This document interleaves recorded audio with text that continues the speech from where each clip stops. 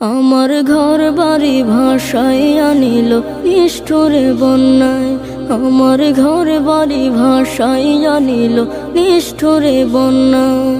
আমি যাইব কোথায়, আমি যাইব কোথায়, করব কি যে পাই না রে উপায়। আমার ঘর বাড়ি ভাসাইয়া নিল নিষ্ঠুরে বন্যায়, আমার ঘর বাড়ি ভাসাইয়া নিল নিষ্ঠুরে বন্যায়।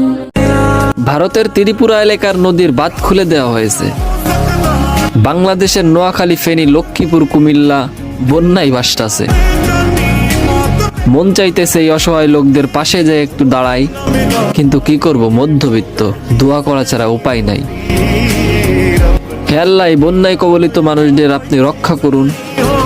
আমরা তো গুনাহগার, এখন না হয় আমাদের একটু হেফাজত